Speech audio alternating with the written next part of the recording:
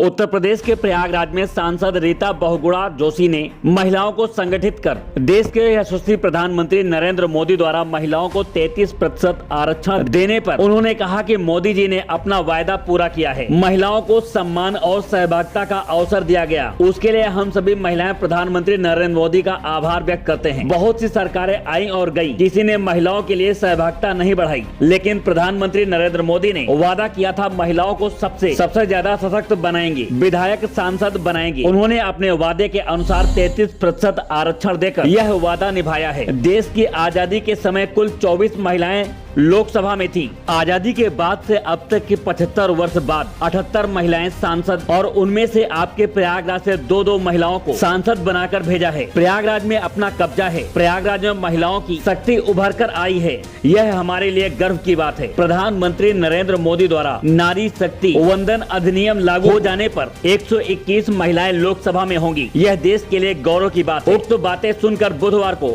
इलाहाबाद लोकसभा की 12 विधानसभा के जसरा में ईश्वर दीन छेदीलाल इंटर कॉलेज में नारी शक्ति बंधन सम्मेलन को संबोधित करते हुए इलाहाबाद की सांसद रीता बहुगुणा जोशी ने हजारों की संख्या में उपस्थित 12 की महिलाओं को संबोधित करते हुए 33% आरक्षण को लेकर खुशी जाहिर की। इस खबर को अपनी आवाज दी है राजन सिंह ने। एनडी न्यूज के लिए प्रयागराज से इस स्टोरी को कवर किया है राजेश सोनकर ने, और उनका साथ दिया है सुनील यादव ने। यदि हमारी खबरों में किसी प्रकार के सुधार की जरूरत लगती है तो आप हमें कमेंट बॉक्स पर अपना मोबाइल नंबर लिखें, ताकि हमारी टीम आपसे जल्द संपर्क कर सके।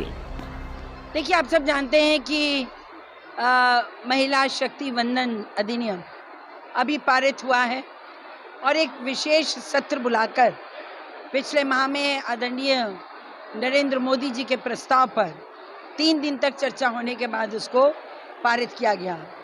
एक सदन में तो वह राज्यसभा में तो सर्वसम्मति से हुआ, और लोकसभा में केवल 2 लोग AIM वालों ने विरोध किया, वरना वहाँ भी समझ लीजिए सर्वसम्मति से हुआ। इस विधेयक के माध्यम से तय हुआ कि अब जो डिलिमिटेशन होगा उसमें महिलाओं के लिए 33% आरक्षण की व्यवस्था की जाएगी। तो ये बहुत बड़ा कदम है, क्रांतिकारी कदम है। हम समझते हैं ये महिलाओं का जीवन बदलेगी। जो शक्ति का जो ताकत है राजनीतिक, उसमें जो बंटवारा होगा या जिसमें हिस्सेदारी महिलाओं को मिलेगी, उस बहुत दूर तक उसका परिणाम आएगा। आप खुद सोचें, जब हम आज़ाद हुए थे तो हमारे लोकसभा में कुल 24 महिलाएं थीं।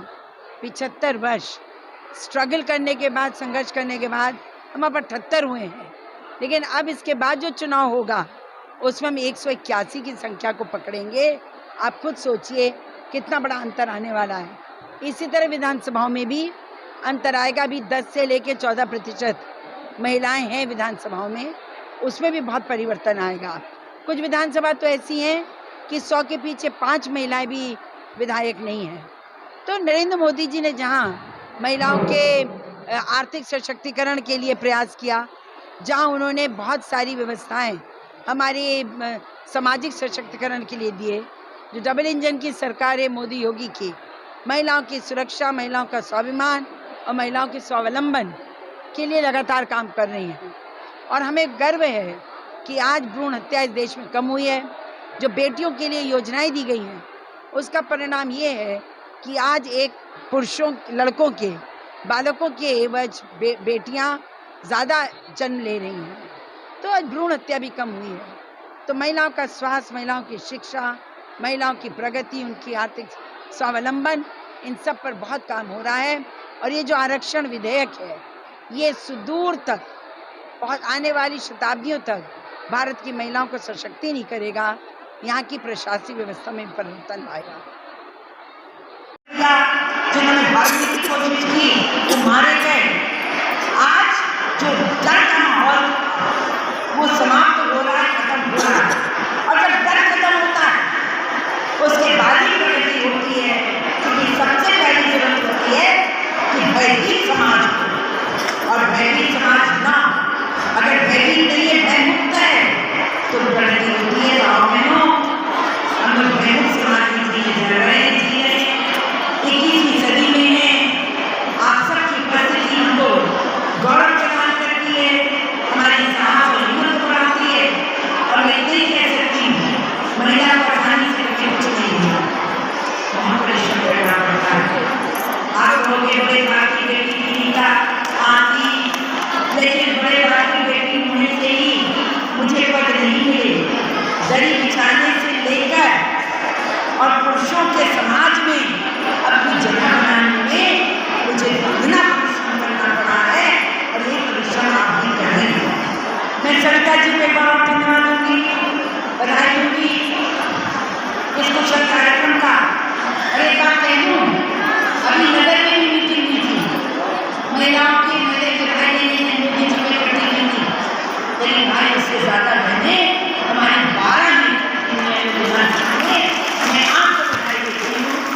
लेकिन विजयदशमी के अगले दिन आप इतनी बड़ी संख्या में आई हैं, हम सब मिलकर नरेंद्र मोदी जी को बधाई देते हैं।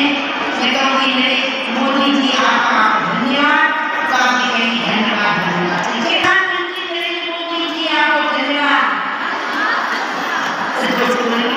प्रधानमंत्री मोदी जी आपको धन्यवाद, मोदी जी धन्यवाद।